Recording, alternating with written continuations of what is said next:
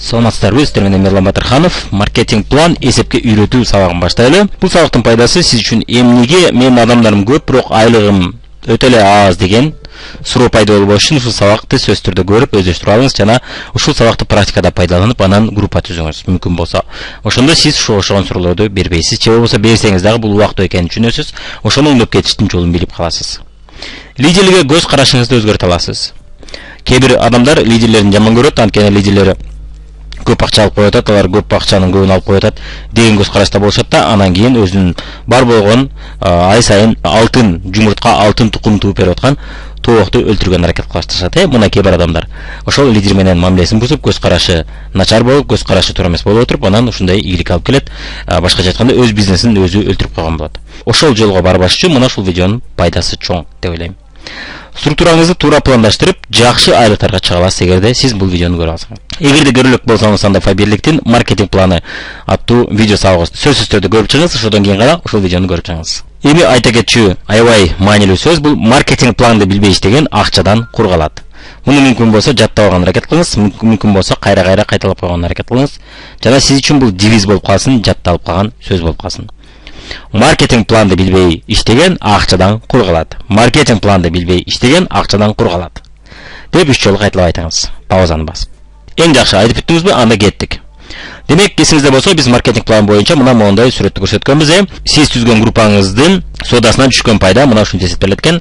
Сиздин группаңыз канчалык көп сода алган сайын өзү үчүнбү, бирөө үчүнбү айырмасы жок. Сиздин содаңызга кошулат буга.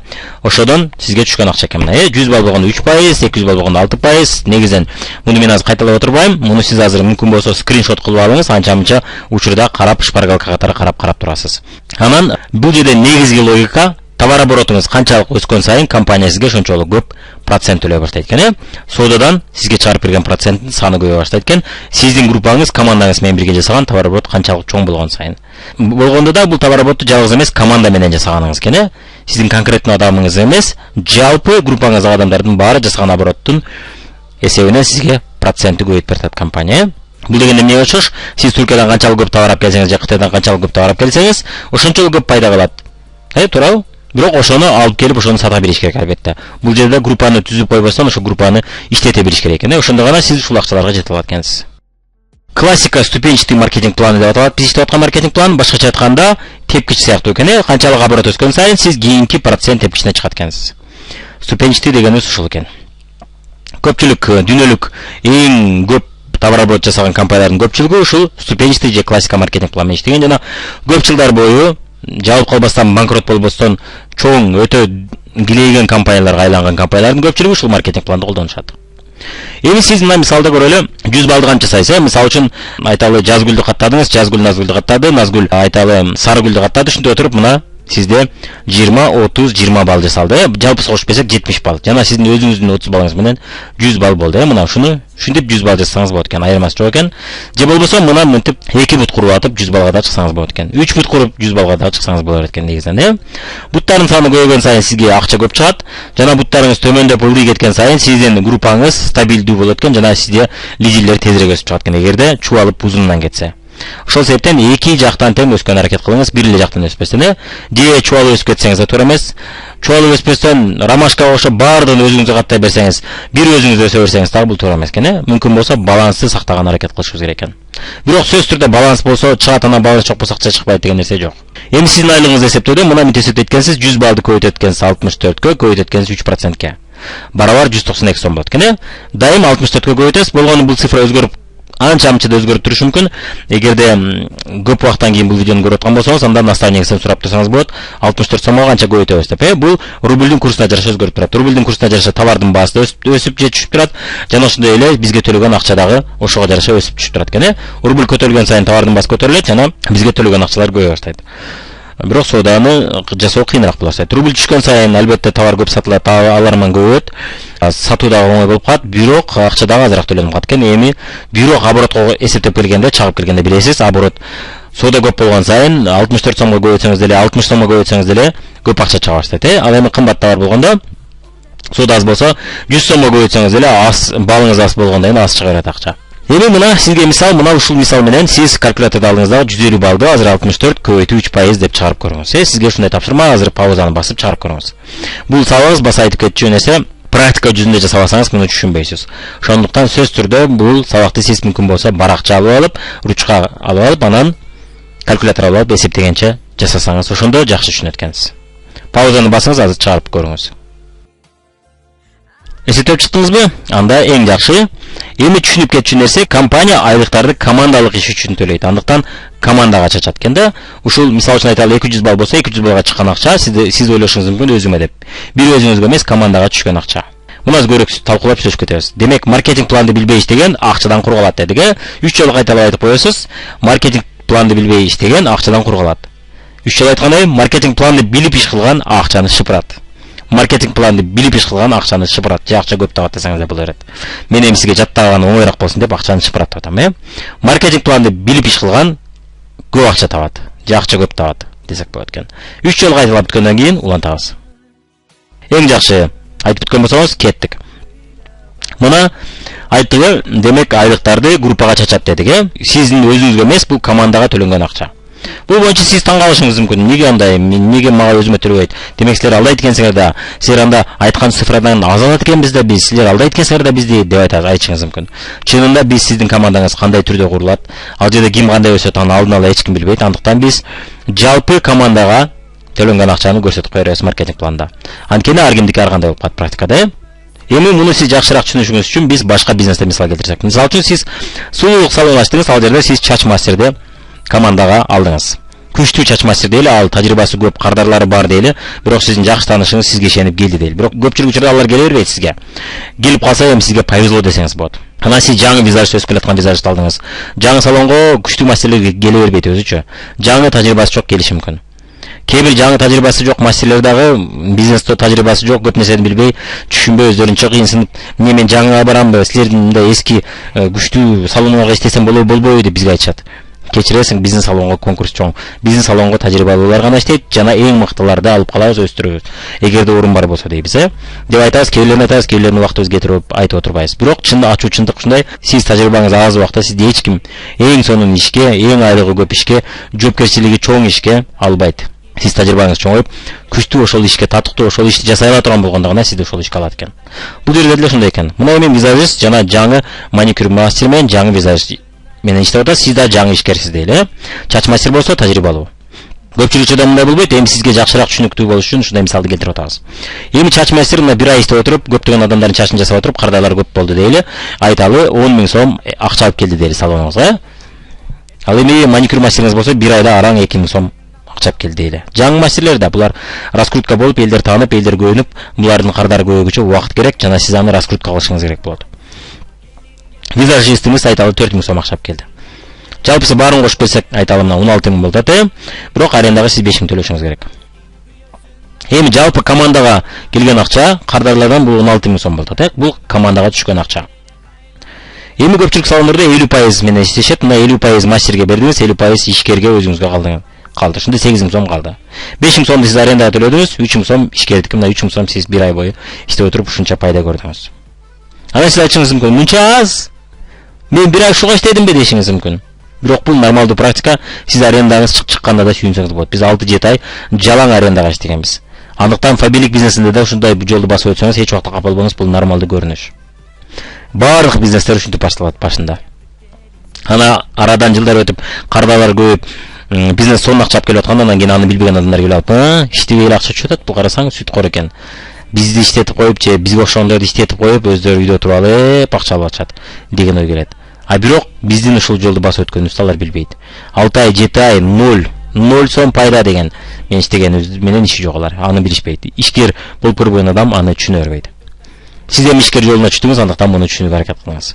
Бирок сизге караганда чач мастер 5 000 сом тапты. И сиз ойлошуңуз мүмкүн. Несправедливо. Бул чач мастер мен көп акчамды алып коет, биздин салонду банкрот кылтат. Мени ишкер катары банкрот кылтат деп ойлонушуңуз мүмкүн. Мен эртеден кечке жүгүрүп буларды мактап, буларды раскрутка кылып, уюштуруу иштерин жасап, налоговый келсе налог менен сүйлөшүп, соцфонд келсе соцфонд, СЭС келсе СЭС менен сүйлөшүп, пожарный келсе ар кимиси менен сүйлөшүп, ар ким менен акча узатып, ушу көргөн пайдам ушул деген келишим мүмкүн сизге. Анан ушунча 100 000 сом акча киргизип, стол күзгү жанамалар каларды алып, ремонт жасап, анан тапкан пайдам ушул деп ачууңуз келиши мүмкүн башында. Бирок сизде эки вариант, бирөөсү ошол мастерге наразы болуу, менен көп акча таап атат, эч нерсе жасабастан даярга келип алып деп. Экинчиси ыраазы болуу. Наразы болсоңуз ал чач мастерди жоготосуз жана арендаңыздан чыкпай анан кийин кыйналасыз. Мына эгерде сиз ошол мастерди урушуп конфликтке барып отуруп ал мастерди жоготуп алдыңыз дейли. 2000 сомго 4000 сомду кошсок 6000. 6000дин жарымы 50% бул 3000. Арендаңызда чыккан жок, өзүңүздүн чөнтөгүңүздөн төлөй баштадыңыз. Мына наразы болуу жолу ошол алып келет.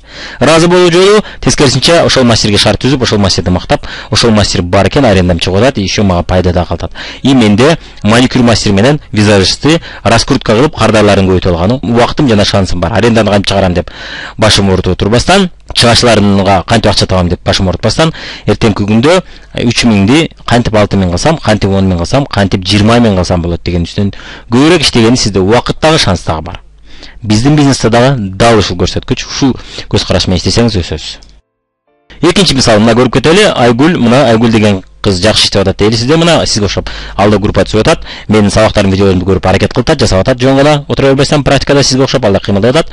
Ошентип отуруп мына ал 100 балга чыкты дейли. Же 60 балл, мына ошентип отуруп мына 100 балл жасады дейли. Мына 20 балга 30 балда кошсок 50 балл, ал өзүнүн 30 балл менен, астындагы 20 балл менен 50 балл.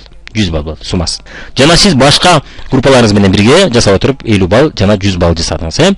Жалпысы кошуп келгенде 200 балл болот суммасында. Эми сиздин командаңызда жана чач мастери кошуп, мына Айгүл дагы акчага чыгып атат, и көбүрөөк акча алат дейли. Бул жерде акчаны эсептегенде эки түрдүү ыкма бар. Бирөөсү кайчы ыкмасы. Кайчы дегенибиз бул кыркып коет дегендей да. Эң оңой жол, бул жолду үйрөнүп алсаңыз, аябай оңой эсептейсиз жана тез эсептейсиз. Бирок жаман жагы, сиз ошо колуңузда группаңыздагы лидерлерге сиз чыгаша катары карап калышыңыз мүмкүн. Ошон үчүн бул эле ыкманы үйрөнбөстөн эки ыкма тең үйрөнүп коюңуз. Азыр кайчы ыкмасын үйрөнүп кетели. Демек, сиз мына сизге группаңызга жалпы түшкөн акча болгондо 200 балл көбөйтүү 64, көбөйтүү 6% барабар 768 сом. Бул күлкүлүү акча албетте, бирок сиз аренда төлөп аткан жоксуз, соцфонд налог жана башкаларды төлөп аткан жоксуз. Сиз нөлдөн баштап атасыз, эч кандай көп андай чоң чыгачаларыңыз жок. 10 000 аренда төлөшүм керек деген нерсе жок. Болгону телефон сүйлөшүүлөрүңүз, интернет жана башка нерселерге чыгарсаңыз болду. Жалпысы айтканда 768. Зато сиз айталы жарым жыл арендага иштеп, анан кийин гана биринчи 2000 сом же 5000 сом пайда көрдүм дебестен, дароо 2-3 айда айталы же 2-3 каталогто 768 сом пайда көрдүңүз. Айгүл болсо 100 балл жасап 64 сомго көбөйтөбүз 3%, көбөйтөбүз 192 сомго. Ушунча сом алып кетти. Эми 768 сомдон кемитебиз 192 сомдо. 40 салабыз, көрдүңүз. Демек, айлыкка чыккандардын акчасын эсептеп туруп, сиздеги жалпы группаңызга чыккан акчадан кемитип салат экенбиз. Дайым ушинтип эсептесеңиз болот экен. Бул кайчы ыкмасы. Бул эң оңой, эсептөөнүн эң оңой жолу. Мына 576 сом. Компанияда дагы мына моя структура деп распечатка дегенде карасаңыз, сизге чыккан айлыкты көрсөтөт. Кабинетиңизге кирип көрсөңүз болот. Ошол жерде дагы ушинтип чыгарат. Бирок компания бир аз башкача жол менен чыгарат. Ал экинчи ыкма көрөгөч, перспективный ыкма менен эсептейт. Көрөгөч ыкмасын бир көргөнүңүздө түшүнбөйсүз, бир аз түшүнүктүүрөөк болушу мүмкүн. Бирок ал эң туура ыкма. Анткени ал жерде сиз адамдарыңызга, группаңыздагы лидерлерге чыгаша катары карабастан, сиз аларга актив катары карайсыз. Азыр көрүп кетели. 100 баллды көбөйтөбүз 64кө, көбөйтөбүз 6%га 384 сом болду. Мына бул сиздин Айгүлдөн тышкаркы группаңыздын алып келген пайдасы. Эми Айгүлдүн наобороту, мына Айгүл 100 балл жасап атат. Ошол наобороту сизге канча акча келет? 100 баллды көбөйтөбүз 64кө, көбөйтөбүз 3%га эмес, 6%га эмес, 6 минус 3. Башкача айтканда сиз 6%да жүрөсүз. Ал эми сиздин адамыңыз болсо, лидериңиз 3%да жүрөт. Айырмасы кимге түшөт? Сизге түшөт. Ошол айырмасы мына 192 сом болот. Демек, Айгүлдүн наоборот үчүн сизге компания 192 сом төлөп атат. Айгүл наоборот жасады, Айгүл адамдарды алып келди. Балким аны сиз үйрөткөн болушуңуз мүмкүн, же Айгүл өзү үйрөткөн болушу мүмкүн, айырмасы жок. Негизинен биргеликте иштеп отуруп, мына Айгүлгө 192 сом түштү, сизге да 192 сом түштү. Мына жана чач мастерге түшкөндөй болду. Эми ушул учурда Айгүл көп таап сизге азыраак түшсө, анда кимде күнөө деген ой болушу мүмкүн, Аны кийинчерээк да сүйлөшүп кетебиз. Демек, көрөгөч ыкмасын үйрөнүп алсаңыз жакшы жери, сиз адамдарга актив катары карайт экенсиз, чыгаша катары эмес. Демек, сиз 192 сом кошуу 384 сом барабар 576. Көңүл буруңуз экөөсүндө тең 576 сом болуп чыгып атат, кайчы ыкмада деле, көрөгөч ыкмада деле. Экөөсү тең туура. болгону бирөөсүндө сиз тезирээк чыгарасыз жана түшүнүктүүрөөк тез үйрөнөсүз, экинчисин үйрөнүшүңүз бир аз кыйыныраак болот. Бирок үйлөнүп алсаңыз эң жакшы жери сиз адамдарыңызга актив катары карайсыз. Мына ушул көрөгө чыкмасын эсептесеңиз, сиз Айгүлгө актив катары карайт экенсиз, аны чыгаша катары карабастан. Кай чыкмасында болсо, сиз алардын акчасын кемтип койгон үчүн сиз аларга чыгаша катары мамиле кыласыз. Чыгаша катары мамиле кылсаңыз, сиздин бизнесиңиз өспөйт, мамиле начар болот группаңызда. Жана сиз Айгүл дагы өссө экен деп тиленбей, Айгүл өспөй турса экен, Айгүл айлыкка чыкпай калса экен деген көз караш болот. Сиздин айлыгыңыз сиздин колуңузда. Айгүлдүн колунда эмес, сиздин айлыгыңыз сиздин колуңузда. Бирок Айгүл сиз менен партнер, сиз менен командада, Айгүл өскөн сайын сизге пайдасы тиет. Азыр сиз мисалдарда көбүрөөк түшүнүп кетесиз. Ошон үчүн 3 жолу кайталап коебуз, менин айлыгым менин колумда деп. Менин айлыгым менин колумда. Менин айлыгым менин колумда. Менин киришем менин колумда деп 3 жолу кайталаңыз.